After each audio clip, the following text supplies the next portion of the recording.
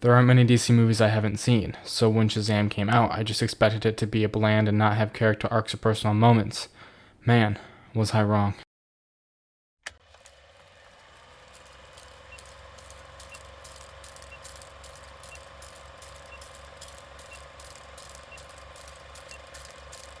Shazam is perfect, and here's why. Shazam doesn't have pointless scenes, the movie doesn't stop to tell a joke, the jokes flow with the story and the characters. This all feels like something I and many others would say if they suddenly got superpowers at the age of 15. The characters in this story feel real. I can relate to Billy Batson as he tries to find his mother and make new friends. When we first meet Billy, he's a bit of an asshole who just cares about finding his mother, but as the movie goes on, he starts to realize that the foster family he lives with is his family. They very much care about him, and he learns that he found his true family. The cinematography is spunky, fresh, new, and exciting. It feels very much like they took the camp from the Raimi Spider-Man series. Hello, my dear. A bit of the edge from The Dark Knight. Nightmare. And the fun, light-hearted tone from Birds of Prey, and I love it.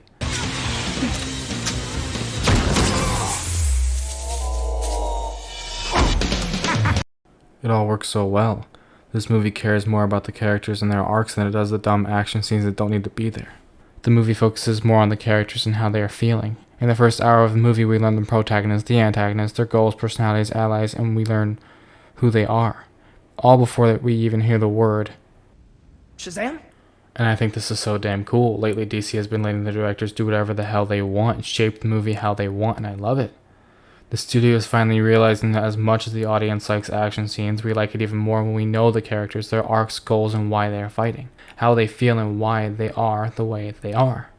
In this movie, Billy realizes that the thing he has been looking for this whole time has been right in front of him. This whole time. Now, I can't talk about Billy Batson without talking about the actors that play him. Zachary Levi resembles Asher Angel to the point that I never thought throughout this movie that they were two different people. The way they are written and acted feels like they are one and the same, and that is difficult to pull off sometimes. But they pulled it off, and it is awesome. In fact, all the actors in this movie feel memorable, feel real, and that's amazing. Can we just talk about my boy David F Sandberg? This man is amazing. He went from making short films on YouTube to eventually making a masterpiece that is Shazam. This is my dream, and knowing that David went from doing $100 short films to doing a $100 million film about a kid realizing his place in the world that also has superpowers. Wait, for real? Say it! Fills me with confidence. Fun fact, in middle school I tried to make my own film, never got to make it, but it was just so much fun to make. P.S. That film may be coming out soon. This movie wears its heart on its shoulders, but at the same time it doesn't hide away the important parts. Important moments that I myself require in order to feel for this character. For all of these characters. I remember you. You were a boy. Now you dare intrude in my kingdom. You know what it's like for a child to be told you'll never be good enough? No, you don't. What you said to me all those years ago made me realize who I really was. And you know something? I am not pure of heart. The villain. Now, in order to talk about the hero, we also need to talk about the villain. But before we talk about the evil, maniacal Dr. Savannah, let me ask you a question. What makes a good villain? Go into the comments and write down what you think makes a good villain. You have 3 seconds. 3, 2, 1. To me, a great villain is someone the audience can disagree with, but at the same time understand, sympathize with, feel for. In life, it's not all black and white, or good versus bad. So why should it be that way in film? The villain is someone who goes against what the hero thinks, says, or does. But that doesn't mean that the villain is evil, incarnate, or wrong. In the clip I just showed you, we learned that Savannah had the chance to become Shazam.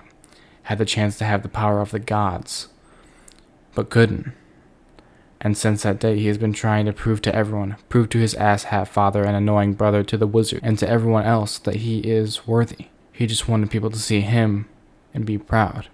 Now compare him to our hero Billy Batson, a kid who can occasionally be an asshole, but has a good heart.